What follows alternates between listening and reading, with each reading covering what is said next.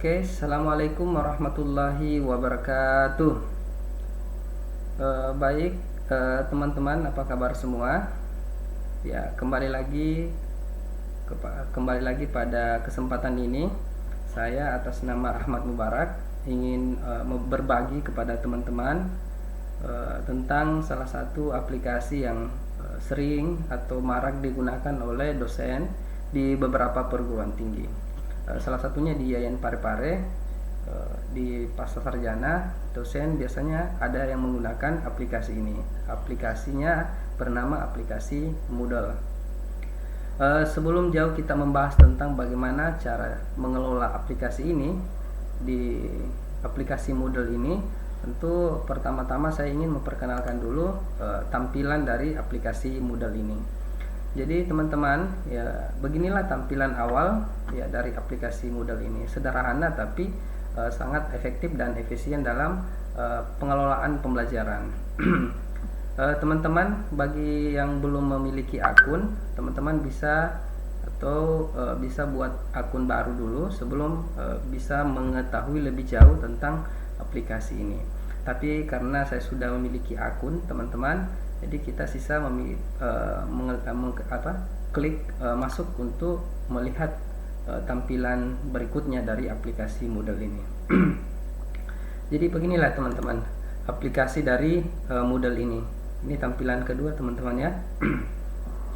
Jadi sebelum kita mengelola pembelajaran di aplikasi ini, saya ingin memperlihatkan dulu beberapa fitur yang ada di aplikasi ini.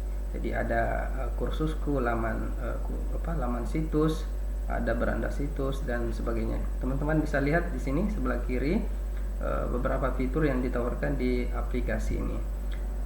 Namun untuk membahas cara bagaimana mengelola aplikasi Moodle ini, teman-teman hanya bisa masuk di di nama masing-masing pengguna akun Moodle itu.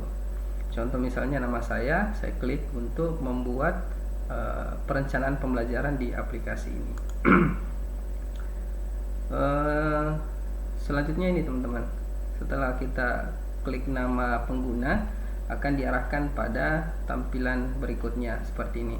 Jadi ini teman-teman perencanaan pembelajaran yang telah saya buat ya. Ada nama mata kuliah, ada pertemuan pertama, pertemuan kedua, ketiga, keempat dan seterusnya. Karena di beberapa perguruan tinggi ya, bahkan semua perguruan tinggi itu harus atau mewajibkan 16 kali pertemuan dalam satu semester. Bagaimana caranya mengelola Moodle ini teman-teman? Ya, kita sisa klik ini, hidupkan mode ubah. Setelah itu kita menunggu ya teman-teman, pasti diarahkan seperti ini ya. Jadi sudah bisa diedit ya, sudah bisa diedit nama mata kuliah sesuai dengan bidang keahlian kita. Misalnya ya, contoh saya sudah membuat perencanaan mata kuliah fikih ibadah. Kita ketik sesuai dengan bidang kajian masing-masing kita.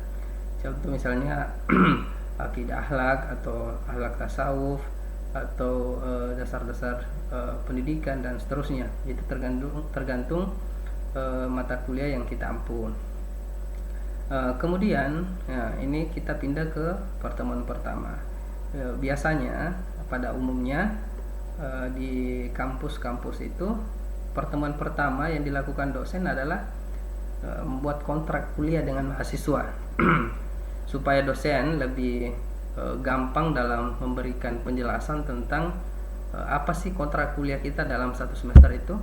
Dosen tidak perlu lagi menjelaskan secara lisan ya isi dari kontrak kuliah itu.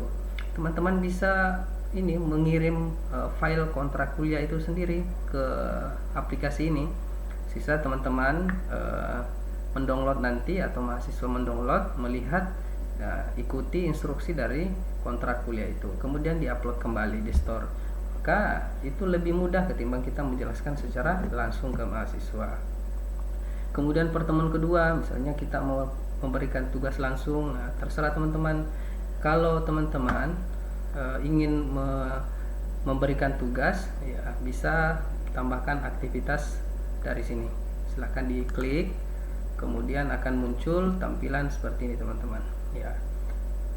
Jadi kalau misalnya guru atau dosen ingin memberikan tugas dalam bentuk buku, bisa diklik ini, atau ada file bisa klik folder, atau bisa kuis kalau sudah langsung ada kuis dari dosen, atau bahkan ada video, misalnya pertemuan kedua ada video yang ingin diperkenalkan ke mahasiswa terkait dengan materi kuliah yang kita ajarkan, itu langsung kita klik, kita upload alamat URL dari video itu, kemudian kita simpan, kemudian mahasiswa sudah bisa melihat apa isi dari tugas itu atau instruksi dari dosen bersangkutan, dan seterusnya.